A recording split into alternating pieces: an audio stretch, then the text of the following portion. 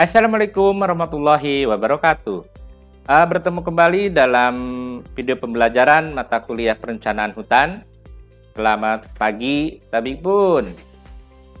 Dalam video pembelajaran mata kuliah perencanaan hutan pertemuan ke-14 ini, kita akan mencoba membahas terkait teknik pengambilan keputusan dalam perencanaan hutan, khususnya terkait pakai tools atau software linear programming. Kemarin kita juga di pertemuan ke-12 kita telah membahas terkait pakai framework ya untuk teknik pengambilan keputusan. Memang dalam teknik pengambilan keputusan dalam perencanaan hutan ini banyak ya. Tools-toolsnya ada linear programming, ada framework, ada AHP dan lain sebagainya. Adapun CPMK dan sub CPMK dari mata kuliah ini, yang pertama adalah mahasiswa mampu berkomunikasi secara santun dengan sesama rekan dan dosen dalam kerja kelompok maupun dalam presentasi hasil karya perkuliahan. Yang kedua, mahasiswa mampu merancang dan mengimplementasikan program berdasarkan perencanaan hutan menuju lestari. Yang ketiga, mahasiswa mampu menulis rencana pengembangan perencanaan hutan menuju lestari dan laporan hasil pengembangan termasuk implementasinya. Yang keempat, menguasai teori dan prinsip perencanaan hutan menuju lestari. Yang kelima, mampu merencanakan pengembangan perencanaan hutan menuju lestari yang diperlukan di suatu wilayah agar hutan tetap berkelanjutan. Dan yang terakhir adalah mahasiswa mampu membuat linear program dalam perencanaan hutan. Baik, jadi di dalam materi ini kita akan menjelaskan terkait teknik pengambilan keputusan, salah satunya menggunakan linear programming. Jadi salah satu teknik dalam pengambilan keputusan dalam perencanaan hutan adalah menggunakan linear programming. Apa itu linear programming? Yaitu merupakan teknik optimasi yang sangat umum yang dapat diaplikasikan dalam banyak hal atau permasalahan yang beberapa di antaranya tidak ada hubungannya dengan kehutanan atau bahkan dengan ilmu manajemen.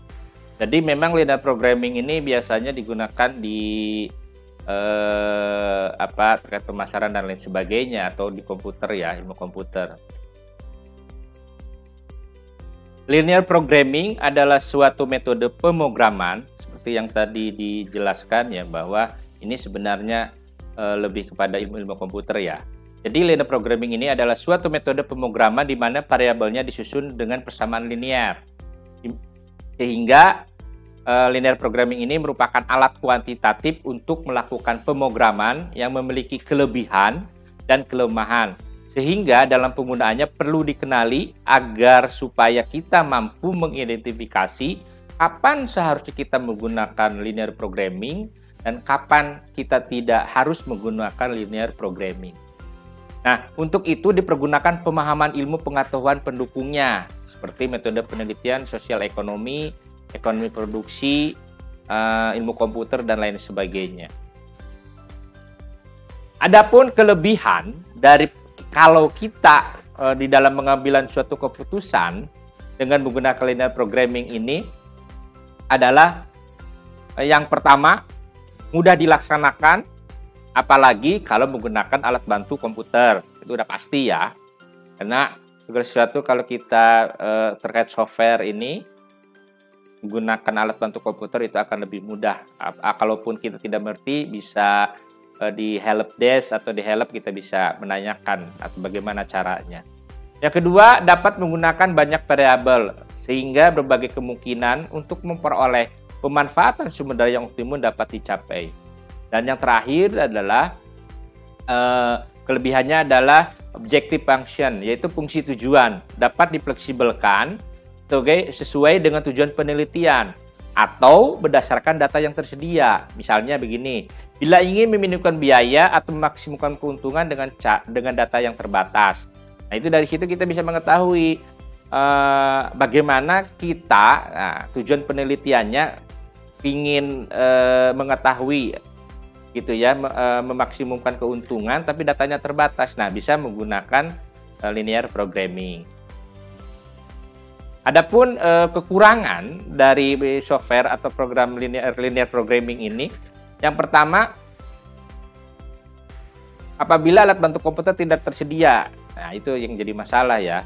Maksudnya tidak punya laptop, tidak ada komputer gitu, tidak bisa kita menggunakan ini kan gitu. Maka linear programming dengan menggunakan banyak variabel akan menyulitkan analisisnya, bahkan mungkin tidak dapat dikerjakan secara manual.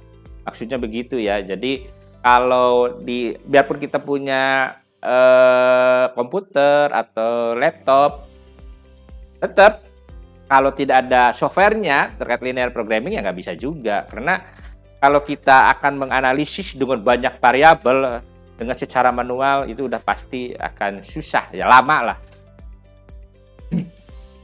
Sehingga metode ini tidak dapat digunakan secara bebas dalam setiap kondisi, tetapi dibatasi oleh asumsi-asumsi. Kemudian kekurangannya, metode ini hanya dapat digunakan untuk satu tujuan, misalnya hanya untuk memaksimalkan keuntungan atau meminimasi biaya.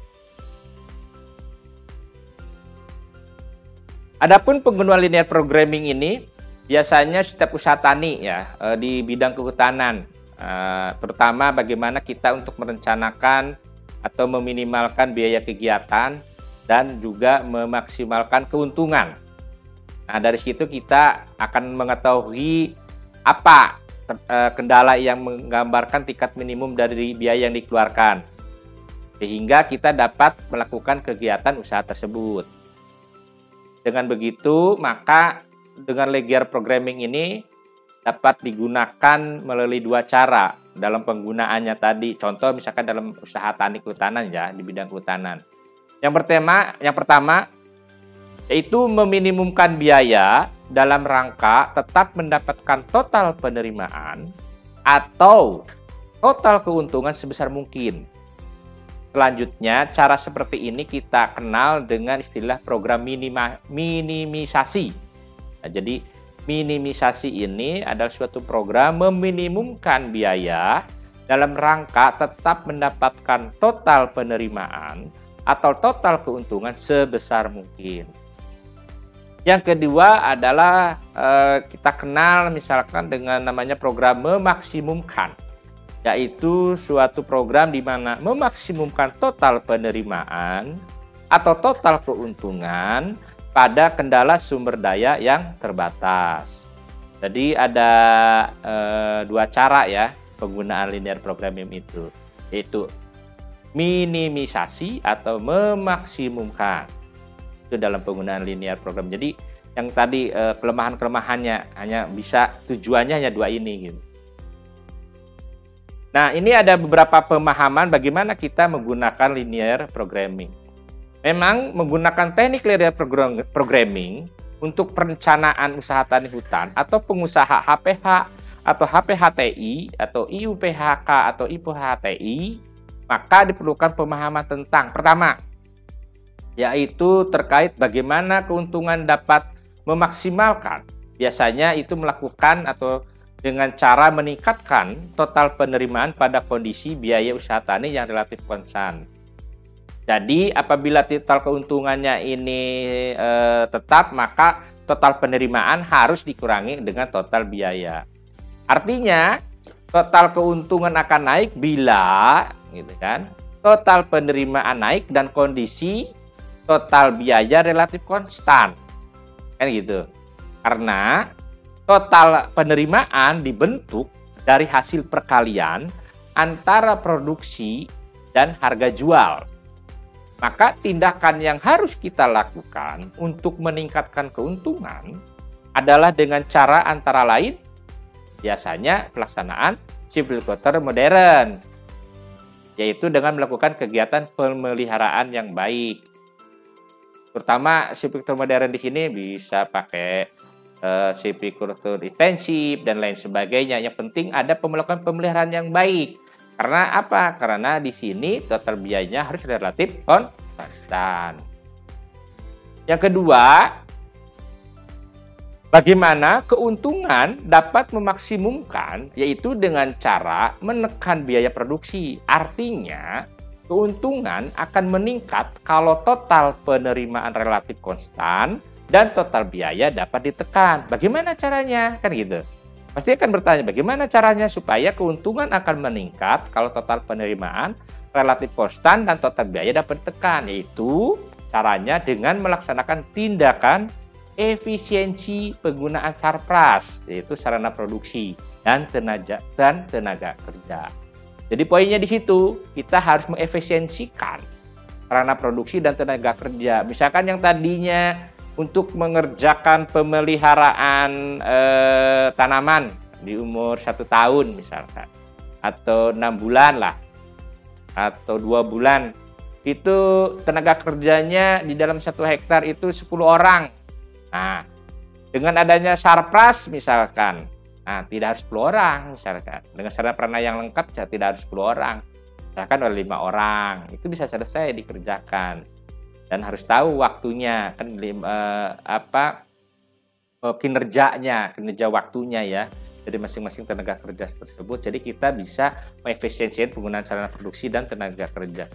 Terkait sarana produksi juga sama gitu kan. Bagaimana kita bisa mengefisiensikan, ada fungsinya misalkan untuk memotong atau memotong cabang atau ranting.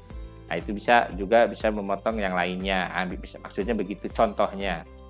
Artinya dengan demikian, bila penggunaan sarana produksi dan tenaga kerja dapat dilakukan secara efisien, berarti besarnya biaya ya dapat ditekan pada kondisi penerimaan yang relatif konstan, maka keuntungan akan meningkat. Nah, tadi ada kelebihan, kelemahan, dan bagaimana cara penggunaannya. Ternyata di dalam linear programming juga ada problem ya. Biasanya problem dalam linear programming ini adalah memperhatikan penggunaan atau alokasi yang efisien dari sumber daya yang terbatas untuk mencapai tujuan yang diinginkan. Biasanya problem ini dicirikan oleh sejumlah solusi untuk memenuhi kondisi-kondisi dasar dari setiap problem. Nah, itu problem dalam linear programming. Nah, untuk pemilihan suatu solusi yang diutamakan biasanya meliputi pemecahan terbaik untuk suatu problem yang terikat pada beberapa tujuan atau untuk semua tujuan. Nah, ini kuncinya ya. Problem yang terikat beberapa tujuan atau untuk semua tujuan. Nah, dan biasanya dinyatakan secara tidak langsung di dalam statement dari problem tersebut. Oleh karena itu, biasanya suatu solusi yang memuaskan semua kondisi problem dari tujuan yang telah ditetapkan dinamakan solusi optimum. Jadi, solusi optimum itu adalah suatu solusi yang memuaskan semua kondisi problem dari tujuan yang telah ditetapkan. Nah, ini kembali ke beberapa kelebihan ya dari problem penggunaan linear programming. Nah, problem linear programming dapat dirumuskan dengan bantuan model matematika, atau dengan kata lain deskripsi problem linear programming dapat ditetapkan dengan menggunakan hubungan yang disebut straight line atau linear, yang secara matematis hubungan ini dapat ditunjukkan dalam bentuk seperti rumus di sebelah kanan saya, yaitu A1 kali 1 tambah A2 kali 2 plus dan selanjutnya sampai plus AN kali N lebih kecil sama dengan BJ, di mana AJ dan BJ merupakan koefisien yang diketahui, sedangkan A adalah koefisien input-output dan B jumlah sumber daya yang tersedia, dan XJ merupakan variabel yang tidak diketahui. Untuk menyelesaikan model linear itu bisa dengan berbagai cara, biasanya dengan cara grafis. Bentuk grafis model linear biasanya berbeda-beda ya, berdasarkan apakah model tersebut dirancang untuk model memaksimumkan atau meminimumkan. Nah, itu yang maksudnya perbedaan. Jadi tadi rumus tadi itu bukan kelebihan ya, tetapi terkait bagaimana kita mengatasi problem dalam linear programming. Itu bisa diselesaikan dengan rumus matematika tadi, maksudnya begitu. Jadi ada kesalahan nanti dalam PPT-nya. Nah, secara sepintas kedua penyelesaian model linear yang memaksimumkan biasanya berbentuk cekung, ya, cekung. menghadap ke atas, dan model linear yang meminimumkan berbentuk cembung, menghadap juga ke atas. Dengan demikian, suatu penyelesaian program linear programming, apakah itu program memaksimumkan atau meminimumkan, tergantung dari kerangka teoritis dari problem statement yang telah ditetapkan. Jadi, bila problemnya adalah efisiensi penggunaan biaya, maka problem linear programmingnya adalah problem meminimumkan biaya tersebut. Begitupun sebaliknya. Bila problemnya adalah bagaimana memaksimumkan total penerimaan penjualan kayu, contohnya, maka problem linear programming tersebut adalah problem memaksimumkan. Nah, jadi kebalikannya saja dari, kalau memaksimumkan berarti kebalikannya adalah meminimum. Nah, ini contoh ya, contoh di sebelah kanan saya ini bisa dilihat, diperhatikan. Pada gambar tersebut terlihat bahwa daerah yang memungkinkan untuk rencana optimum, yang tandanya diaksir ini, disebut feasible region. Sedangkan titik optimum berada di titik A, ya ini A, B, dan C. Nah, ini bisa menggambarkan tadi dalam urusan penyelesaian ya, linear programming. Ya, dengan linear programming terkait maksimum dan minimum dan rencana optimumnya lah mana. Jadi yang terbaik itu adalah yang diarsir ini. Demikian perkuliahan yang ke-14 ini. Terima kasih. Wassalamualaikum warahmatullahi wabarakatuh.